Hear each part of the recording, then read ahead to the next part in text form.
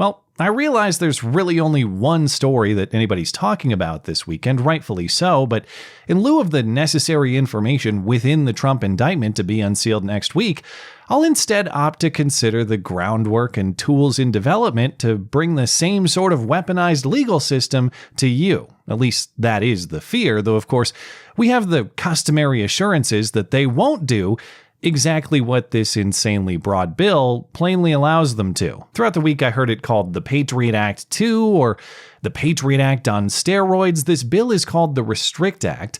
It's currently under consideration in the Senate, and it's one of a few different proposals in the works to restrict or even outright ban TikTok from the US over concerns about Chinese spying and data acquisition. And before we consider all the worry about it, it is important to note it's not at all clear that it'll pass in its current form. On Thursday, Rand Paul blocked an effort to pass Josh Hawley's separate but similar TikTok ban bill, citing what he sees as an attack on the First Amendment. This related bill, the Restrict Act, hasn't even made it out of committee yet. It was only introduced in early March, but even if it never passes, it is still an important demonstration of what actually does get rare bipartisan support in Congress these days. Take comfort in knowing that the two parties can agree on shoveling the money you don't have overseas, and of course, power grabs for unelected bureaucrats at home. And as we'll get to, it is also an important demonstration of the incompetence and obliviousness with which members of Congress operate when actually caught in the act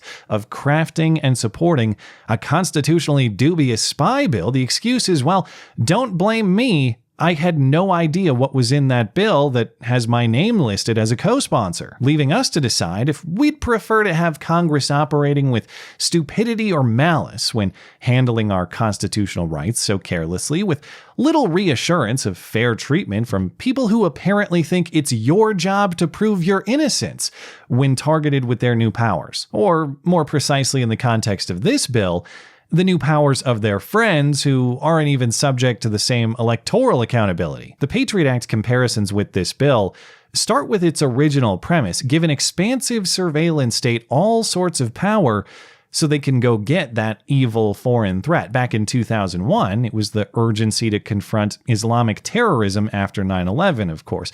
Give us all sorts of spy power so we can go get those jihadists.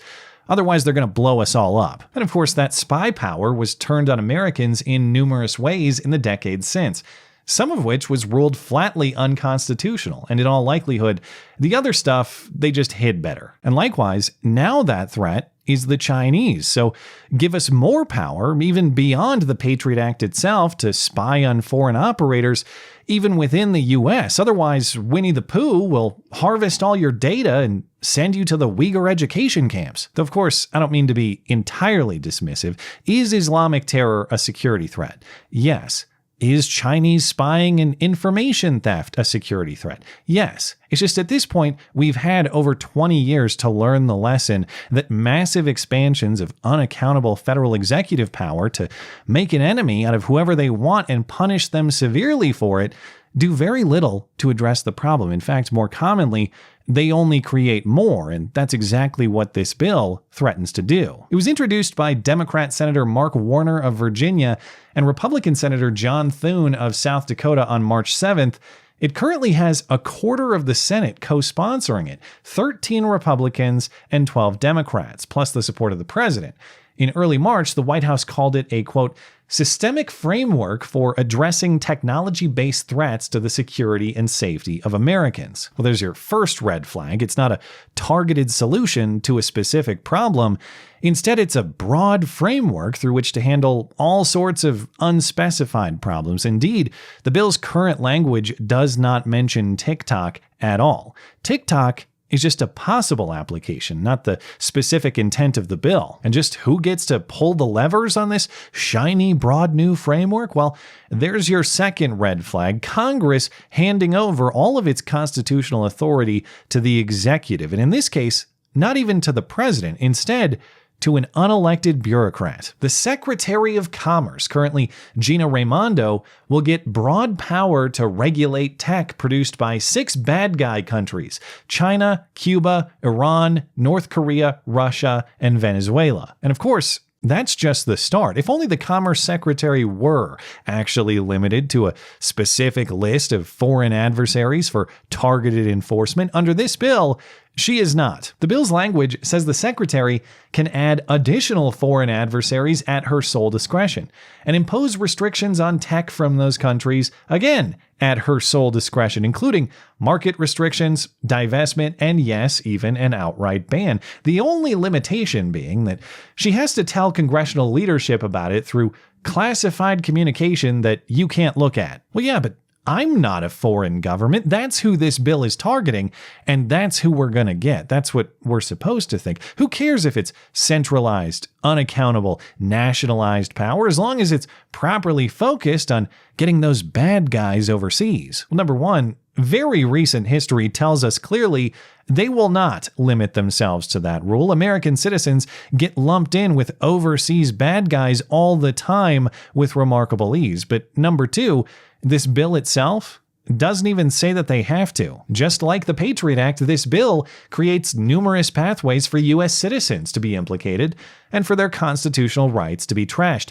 Any person in violation of the bill's broad provisions is subject to investigation and enforcement. So sure, you may not be a foreign adversary insofar as you are not a foreign government, but this bill doesn't just target foreign adversaries. It targets anybody who engages in transactions with them. So what is a transaction? Well, much like everything else in this bill, it's just whatever the Commerce Secretary says it is. In fact, the definition of transaction in this bill is, in part, transaction. Quote, a covered transaction under this bill means any transaction in which a foreign adversary has any interest. As broadly as this bill is written, that could mean anything from something massive like housing data for a foreign adversary to something tiny like merely interacting with their now banned software. And by the way, a transaction means any interaction that has already happened or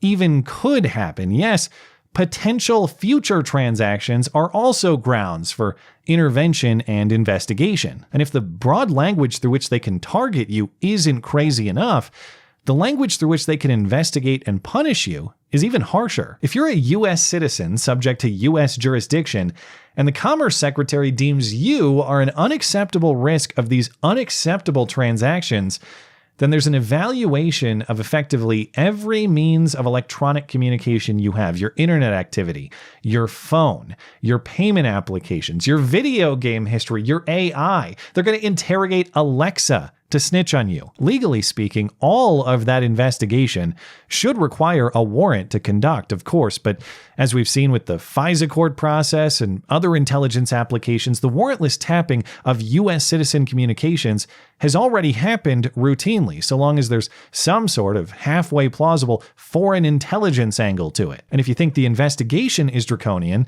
just wait until the sentencing upon conviction. Then it's up to $1 million in fines and or 20 years in prison, plus the forfeiture of any property they deem to be part of your illegal behavior. And yes, that is the maximum sentence, unlikely to be imposed against you just for watching a TikTok video or something like that. But the point is, your expectation for something more lenient in that scenario is based only on a hope for their mercy, not based on any legal limitation were this bill to pass. Even the resources are unconstrained. The Commerce Secretary shall have full unlimited hiring power to expedite enforcement, and this program has no limitations on its funding. And just in case you'd like a little transparency with this power grab on your dime, too bad, materials gathered in investigation are exempt from public disclosure under the Freedom of Information Act. So, near total power to declare enemies, near total power to search those enemies, massive power to punish them, with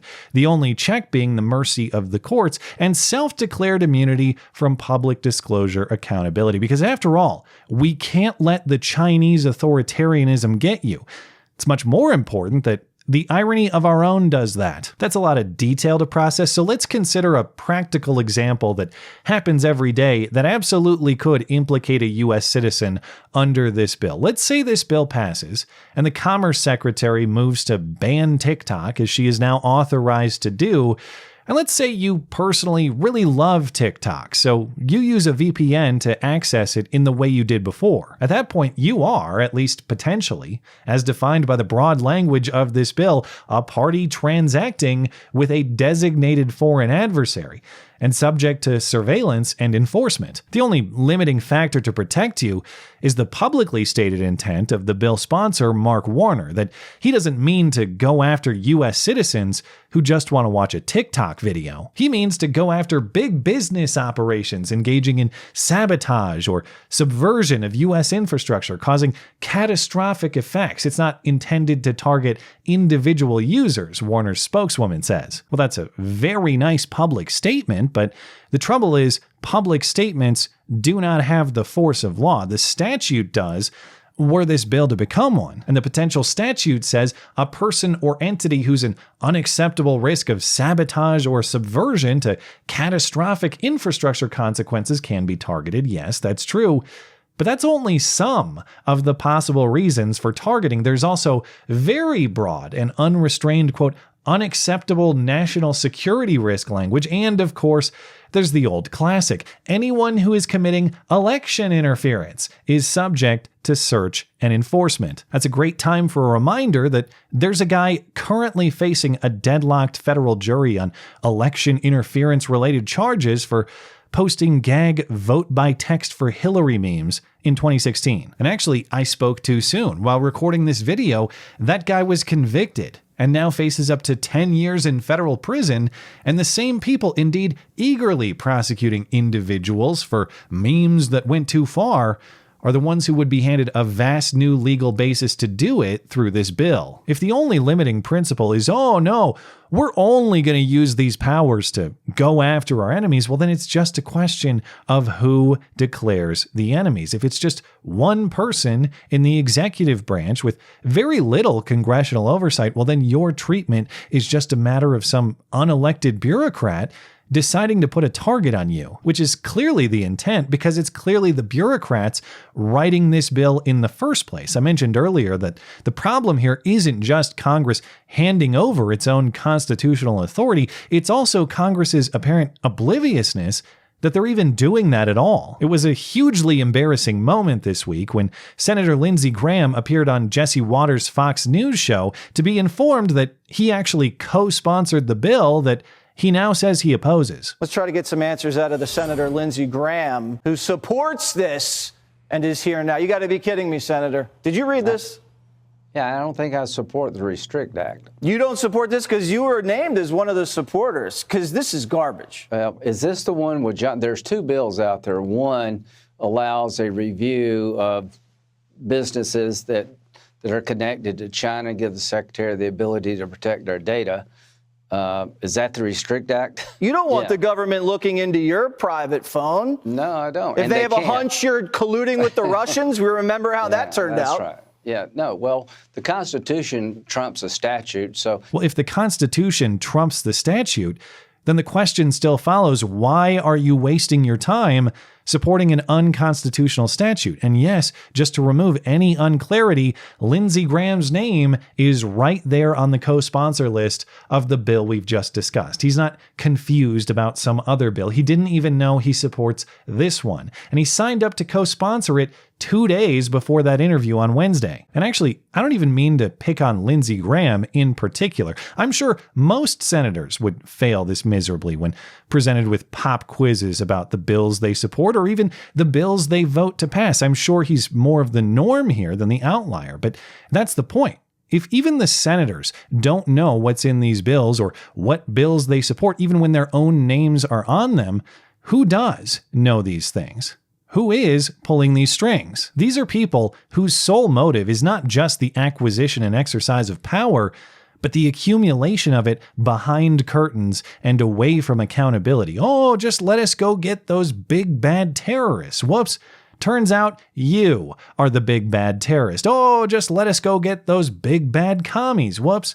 Turns out they are the big bad commies. And yes, again, to calm the alarmism, including my own, this bill is not even out of committee yet, let alone on the Senate floor.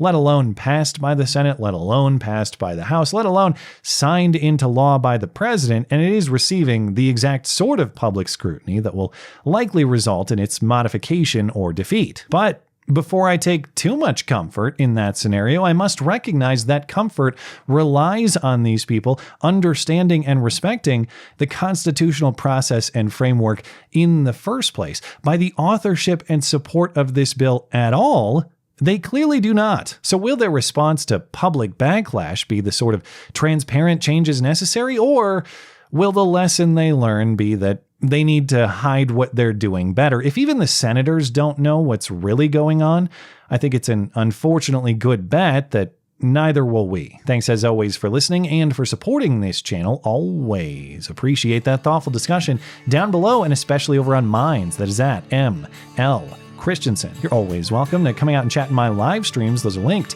down in the description. Looking forward to it. Goodbye.